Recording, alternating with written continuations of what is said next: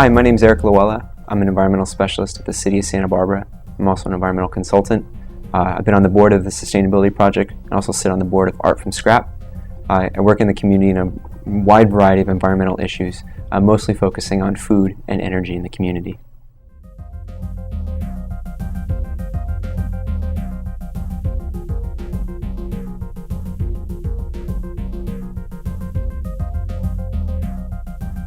Michael Pollan's been in the news quite a bit lately, and his often quoted comment regarding the sun's energy and our reliance on it, I think has a wonderful correlation right now with our credit crisis, and that's that we are borrowing credit from the earth in the sense that we're using fossil fuels, we're using fossil water, we're using resources that have taken millions of years to create, and we're using them at a rate where they'll be exhausted maybe in our lifetime or two.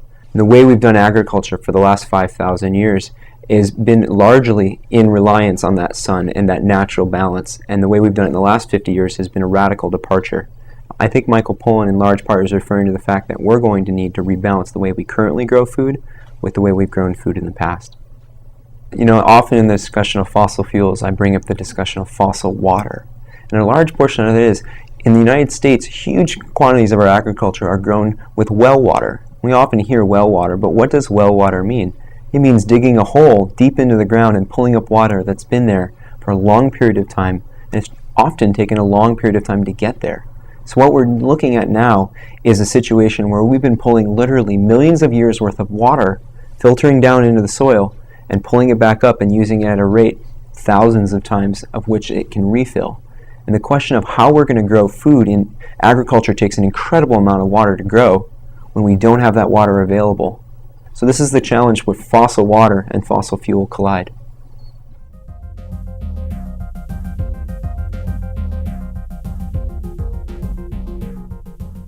The fertility of our agricultural lands is something that in large part has been, I'd say, missing from the public discussion, because we've been able to take synthetic chemicals, fertilizers, and apply them to the land in a way that allows us in the short term to produce in a fashion we never have before. We can produce more food on less land with less people than in any time in the history of humanity. The challenge with that is it's been taking things from the soil that we can't replace. All of the little elements that allow our food to be grown in a healthy way, we have no way of replacing. And now we're facing the challenge of we've depleted the soils that have taken millions of years to create, and we're not quite sure what to do. And this issue of fertility is one that we're going to have to learn and relearn how to reintroduce into our communities. Fossil fuels, and really to a larger extent fossil water, are two of the challenges that have been largely missing until the last few years, but now they're at considered crisis. It's an epidemic that we're facing now as world fuel prices increase. Fertilizer costs are going up hundreds of percent. In the last decade, they're up 1,000%. The way we've grown food has been largely dependent on 2 or 3 different chemical inputs that have allowed us to grow a wide variety of food at a very high rate. Those are now becoming extremely expensive. We're also starting to find that the side effects of using them have had some really dastardly effects on our environment. Dead zones in the ocean, sick children, cancer. Those are things we're realizing both are in tandem. The use of those chemicals is dangerous, and we're running out of those chemicals, and we've relied on them for so long.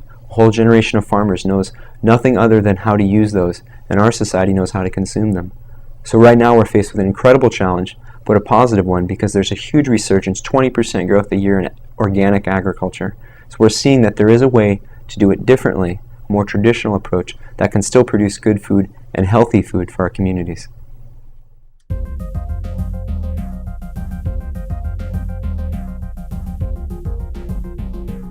The way we grow food currently right now relies entirely on a transportation system funded and fueled by oil.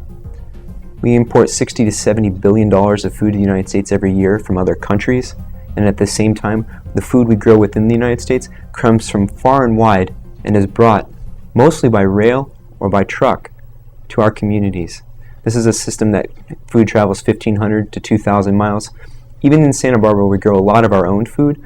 Much of it is shipped to LA and then brought back even to be eaten by residents here in a supermarket. That system depends on cheap oil, and it will have to change. It is going to change. One of the things that's exciting about it is there's a lot of opportunities in that for us to rebuild community around that, building systems that are more resilient.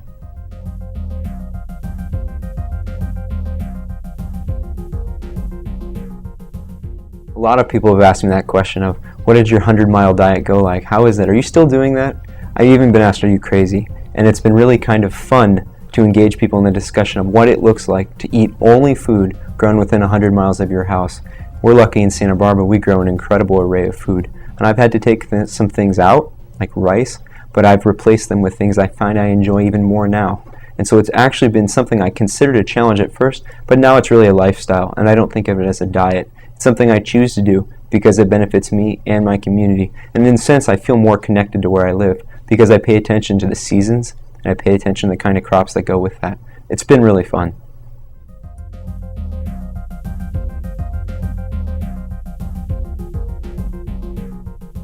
The slogan, think globally, act locally, I think applies nowhere better than food because it's something we take part in every day, most of us 3 times a day at least. The options for globally are purchasing foods that are grown locally and looking at the global question of where do we get our food from. We can think about those questions, we can engage in policy, we can read articles and books, especially The Omnivore's Dilemma, which is a wonderful treatise on that. And then act locally is everything we do every day that relates to food, which for most of us is something we really enjoy. That's one of the great things about that slogan, is that it applies in a way that makes us smile. It's going out and having a meal with friends. It's enjoying a nice dinner that you cook yourself from food grown in your community.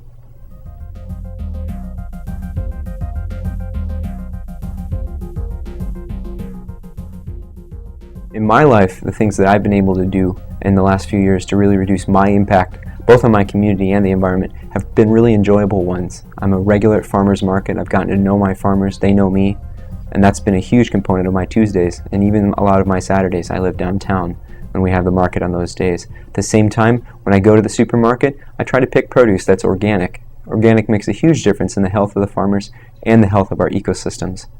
And in the broader picture of things, I support community-supported agriculture. Fairview Gardens out in Goleta, growing food right in the middle of our community. It's really a treasure that we have something like that in our community, and I choose to support them when I'm out that way. And at the same time, it can be something as simple as bringing a bag to the store and filling it with produce instead of processed foods. Those foods can support community growing them here instead of a factory producing food somewhere else, and at the same time increasing my health. I think engaging at whatever level a person wants to say, I'm ready for a change in my life related to food. I think there's 3 different levels they can engage at, and one of them is going where they currently go and just buying healthier choices, cooking more, taking a cooking class from Adult Ed at Santa Barbara City College. There are a lot of ways to engage with the food you currently buy in a different way that is more engaging and healthy. If you want to take it to the next level, it can be going into your community and finding food that's grown in your community, say at farmers market or community-supported agriculture, and starting to engage with those farmers and purchasing, say, half or maybe even all of your vegetables or fruit from local farmers. And if you really want to take it to a level where you're fully engaged, grow some of your own food. It's something we did in mass across the United States, even just a generation or 2 ago. And in the last 20 years, it seems to be a lost art. Planting just mint, plant that you can't kill if you try, in your front yard can be a start for tea, and then it can branch out into fruits, can branch out into vegetables, and at the end of the day, you might even be serving a meal that you grew yourself. Most often people see changing their lifestyle as something that will be bringing a negative consequences. They'll say, I don't want to change. The way things are going for me is just fine. And in the conversations I've had with people, in the lectures I've given, say start with one thing that sounds interesting. Start with a persimmon that you've never eaten and say that was really good. And you know what, maybe I'll talk to that farmer and say, what else do you recommend? Farmer's market. Begin with one step, and before you know it, it might be something that doesn't seem like a change. It seems like something you want to do.